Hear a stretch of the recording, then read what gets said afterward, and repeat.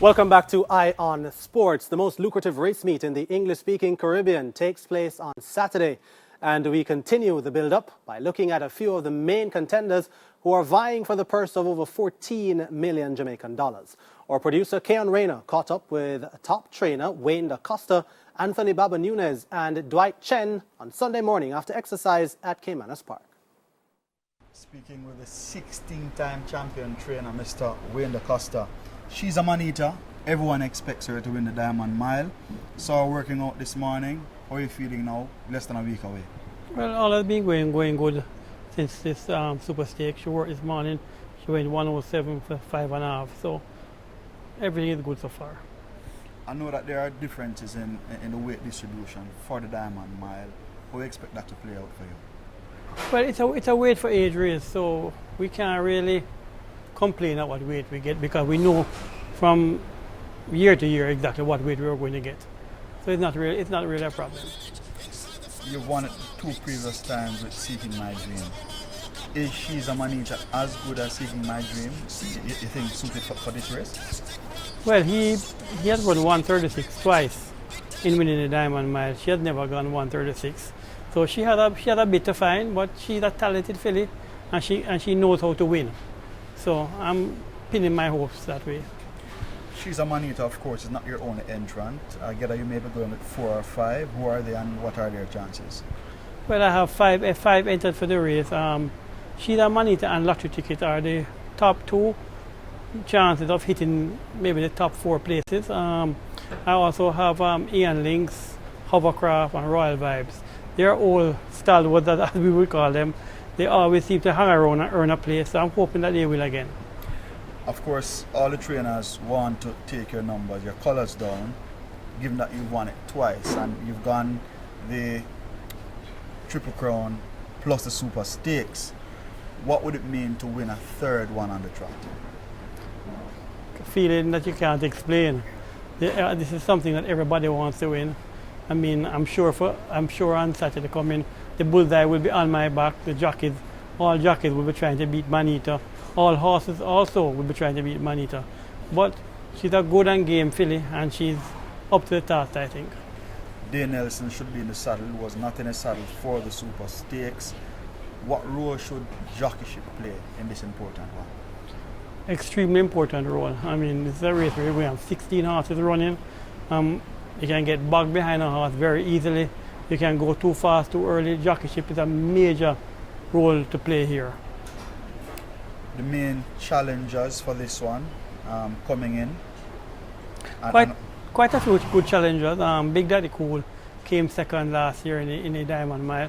So he obviously is the top horse to beat, along with She's a Man-Eater. Will in Charge, he's a tough knocking colt. He has won 4 straight mile races this year. He's also in with a good chance. And then you have Choo Choo Blue, who's an American bred. And somehow the American bred seem to beat up the local bred most of the time. And she is coming in well prepared and with a victory behind her back in the Gold Cup. $14 million to win. What's a perfect ride that you would want to see? Hard to say right now. I mean, you don't want to divulge your game plan right now, but I think she'll be close to the lead most of the way and try to take it up at the top of the straight. Somewhere around here. Funny enough, she's a sensible horse and she always knows when to make her move. Here's Big Daddy Cool running right in her slipstream. Will in Charge hoping for space against the rail as they come into the lane in the Super Stakes. And the filly, She's a Man-Eater, points and gets that lead. Will in Charge over on the rail. Here is Big Daddy Cool now asked to get her, but She's a Man-Eater continues to battle on inside the last furlong. Big Daddy Cool on the rail with Dick Cardenas. It's She's a Man-Eater and Anthony Thomas. She's opened the length of a Big Daddy Cool. She's a Man-Eater gives Wayne Da Costa his first Super Stakes win. Big Daddy Cool is 2nd. Will in Charge 3rd. Speaking with trainer Anthony Baba Nunez, you have 3 entrants entered for the Diamond Mile, but I gather that you may be changing your mind. Why? Yeah, we're going to take Bilingual out. The best interest for her. She came out a little sore out to the race on Super Stakes Day, and we think she has a bright 4-year-old future, so we'll get her ready for next year. That leaves Big Daddy Cool with Dick Cardenas and Houdini's Magic with Shane Ellis. Yeah. How do you rate the chances with those two going? Well, both of them ran second and third last year to a very good Seeking My Dream, and this year we have a very good She's a Manita to beat. But Houdini's Magic has gotten bigger and stronger at 5 years old. He won the imported mile quite decisively with top weight of 57 kilos. So he will have 57 again, which is no stranger to him. And he's a very good miler, so we expect a good run for him as usual. Houdini's Magic with the top weight grabs that lead. Dwayne Starr is battling under the line against the rail. Gold Miner not catching them fast enough. Lottery Ticket asked to close up bilingual, going nowhere. It is Houdini's Magic inside the final 16th. He's powered off by some 3 lengths. Here is Lottery Ticket closing late. Houdini's Magic wins the Invitational Mile. Well, he won the other day. He won very good, excellent, and he worked yesterday morning in half mile in 47.4, and I'm expecting big things from him. You understand? So far right now, he's super fit and he's going good. I'm not thinking about the rest of the horses. Only other horse I'm thinking. Only horse I said I think can beat me. She's a Manita, and if she beat me, well, she's the best horse in Jamaica right now, and so far she's going good. So. Just hoping for the best and hoping that my house keep healthy and well and come good. Big Daddy Cool, on the other hand, has been carrying the weight all year as well, of 57 kilos, and it's maybe about a furlong too short for him. Last year he ran on and ran second. If he can give us that same type of performance, he'll be in with a shot. Which of your two entrants you give the better shot to upset the apple cart, so to speak? Well, Big Daddy Cool is the more talented of the two, but Houdini's Magic is the better miler of the two. So I mean, you know, they both have equal chances, and I'm not being politically correct. I just really believe that they both give me a good chance. She's a Manita is the odds-on favorite for the Diamond Mile. What's the perfect race you'd need from Big Daddy Cool or Houdini's Magic to ensure that you get to the top this year after finishing second and third last year? Well, let's first of all just say She's a Manita is a terrific filly, and she's a Triple Crown winner. She's only ever lost one race. So we're going to have to be on the top of our game, and we're going to have to get lucky as well. Going a mile, especially for Big Daddy Cool, he's going to have a perfect trip, and you know, and some luck will be involved. Houdini's Magic this year has proved that he'll be a lot closer to the pace, and that will always put him in a striking position. So, you know, without giving away any secrets, I think that the Houdini's Magic would be in a good spot going into the half-mile pole, and we hope that Big Daddy Cool gets lucky late. What role does jockeyship play? I saw the horses being worked this morning at exercise, but what role does jockeyship play on the day? Oh, it's a major role. I mean, I've done my work. I mean, my job between now and Saturday is to keep them happy and healthy and sound and ready to run on race day mentally. And the rider now, it's his job. I have nothing more to do but to give him a leg up on Saturday and wish him all the best. Last time I working too fast. I think this time I easy the work.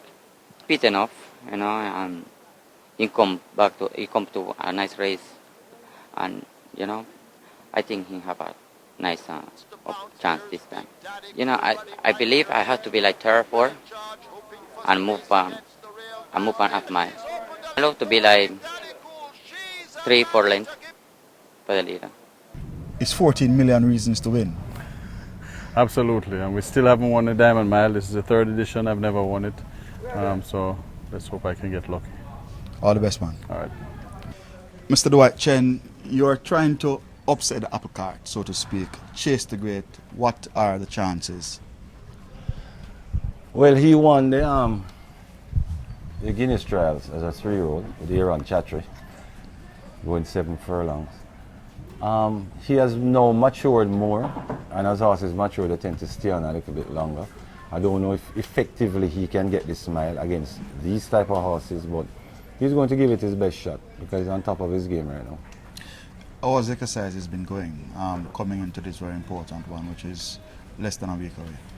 Well, it has been going good, you know, because he just ran like 2-3 weeks ago in the Caribbean Sprint, which he won, the Glen Mills Caribbean Sprint. So he's basically gotten 2 light gallops. One was this morning, and the one this morning was the faster one, and I got exactly what I wanted.